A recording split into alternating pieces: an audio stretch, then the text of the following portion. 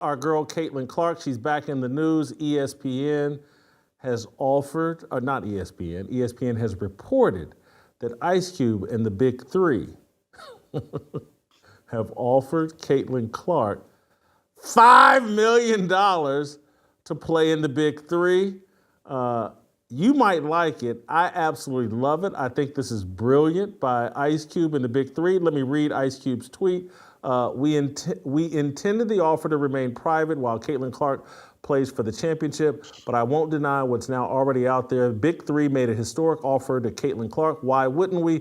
Caitlin is a generational athlete who can achieve tremendous success in the Big Three.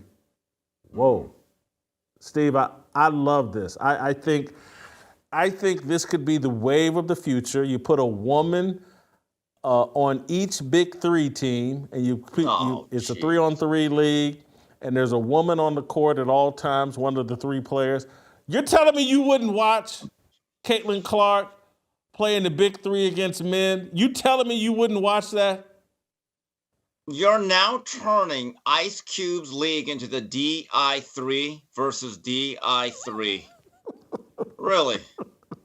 So now every team has to have a female player. What is this? Intramurals at PE class? Come on. You're telling me you wouldn't watch? For 5 minutes, and that's it. And I'd let you fill me in. I just go on your timeline on Twitter. I'd scroll through. I said, okay. All right, I got the gist of it. That's it. Jason, here's the thing, though. From a practical standpoint, pure basketball, who is she going to guard? Who is she? Another woman eventually, but... No. It's 3-on-3 basketball.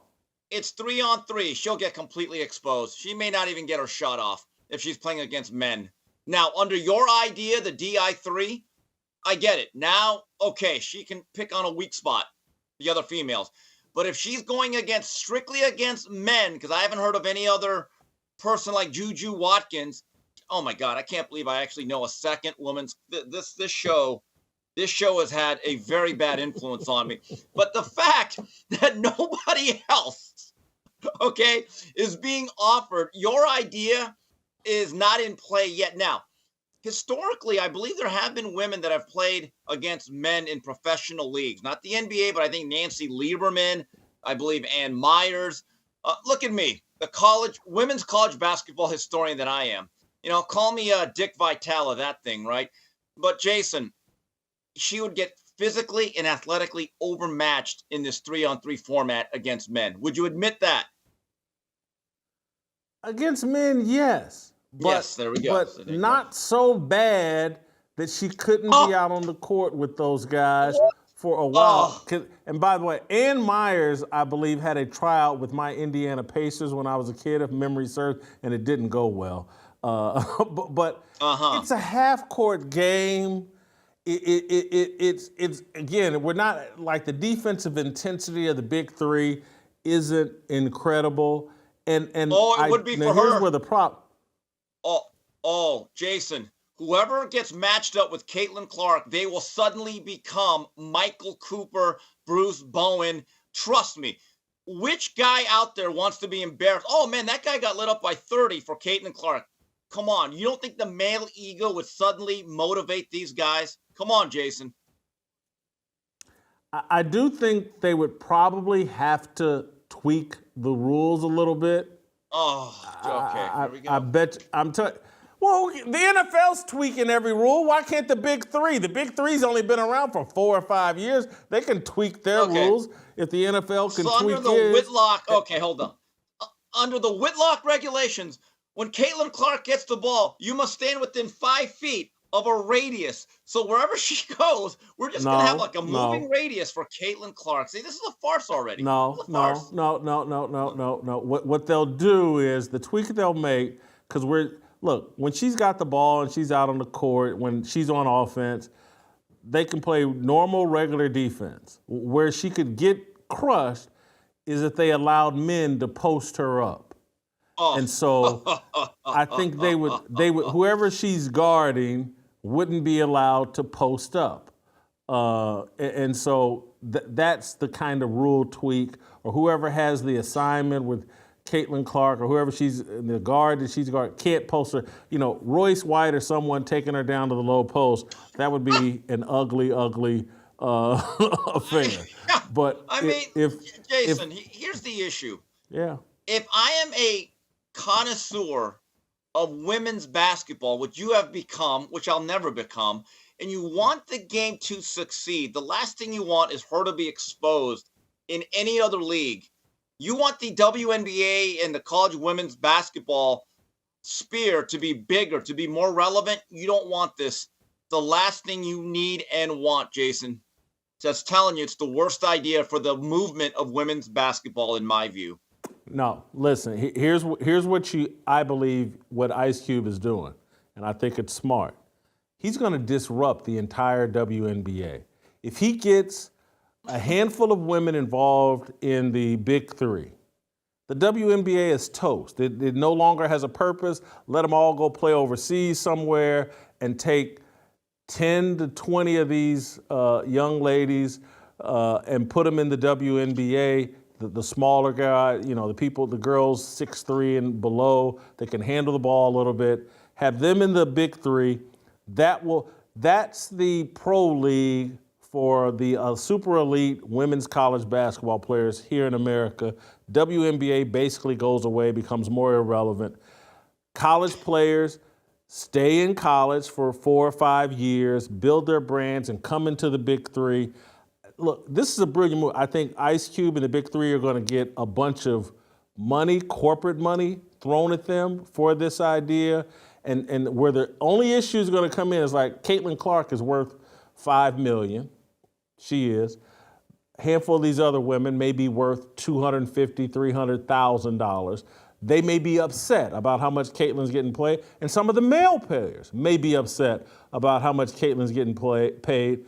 But if they stay the course, in 2 years from now, 3 years from now, the Big Three is a big force and everybody's getting paid, and Caitlin Clark has created a new form of summer basketball that a lot of women, and again, they may expand to get 20, 25 teams because of this concept. I think people, and you guys that are watching, hop in the comments and tell, wouldn't you watch? Steve Kim is crazy. He'll watch too. He's lying right now. No. Or he doesn't know what he's talking about. He would watch these women play against men in the Big Three. I don't watch the Big Three now. I would certainly watch this, and I don't think I'm alone.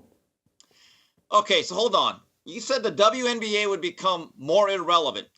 Didn't know that was possible. Okay, didn't know that was actually possible. Okay, but I'll take your word for it. The other thing is, strategically, let's just go back. Just want to backtrack a little bit.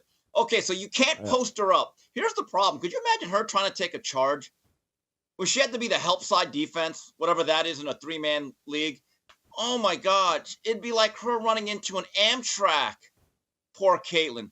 The other thing is, this is the funniest thing. Let me ask you this. And I don't know the answer to this question, so I'm asking it blind. Do you think you could take a charge in the Big Three any more safely than Caitlin Clark? At 6'2.5", 215 pounds of chiseled yellow steel, yeah, I could take it better. Okay, would I be like Korean Derek Fisher? No, but there's bone density, there's lean mass. So yes, now could I play basketball like Caitlin Clark? No, but I can't play basketball. So let's go back to this whole notion. Do you remember when, this is about 3-4 years ago, boy, time flies now. Remember when old Ice Cube, old O'Shea Jackson went on Video Soul with those 4 bitter, nasty women talking about his Trump platinum plan, or he wanted to team up with Trump, or at least talk to him. See the way they treated him and the way he just backed down? He was no longer America's Most Wanted. The backlash he's going to get for paying Caitlin Clark, a white girl, oh my God, he's going to get hammered in these streets. He really is. He's going to have to get some sisters, or those girls, those old washed up hens, they're not going to be happy with him. Oh boy. Jason, this is why you bring me here. I think of this stuff. Am I wrong or right? Come on, Jason. This is going to be. Can we hop in the comments right now and Should I be offended, or will people be No. offended by those old, washed-up hens? Did Steve step out of bounds? Please leave a comment. I probably did. You know what? I probably did, but I mean every word of it. And the thing that I didn't like was Ice Cube just backed down to, well, you know. Hey, Cube, come on, man. If you believe in the plan, should have stood up. And that old line that he had from Boys in the Hood. Remember when he pulled out the gun at the we got a problem here? We got a problem here? He didn't do that. And I'm like, bro, what happened to you? What happened? So I'm just telling you, there's going to be backlash for offering all of those millions to that milk and magnesia. I'm just telling you, there's issues here.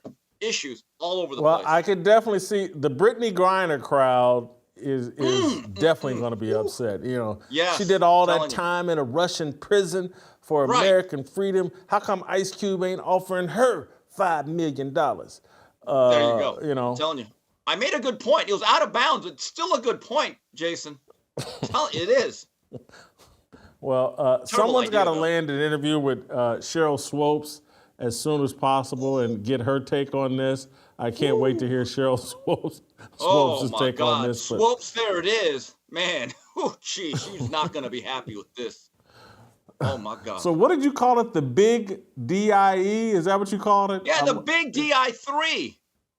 The whole notion that, yes, what is this? A company softball game where everybody has to play, and Mary from accounting, you got a sticker in left field and hope to God that nobody hits the ball the other way. That alone right there already takes away my interest. It does.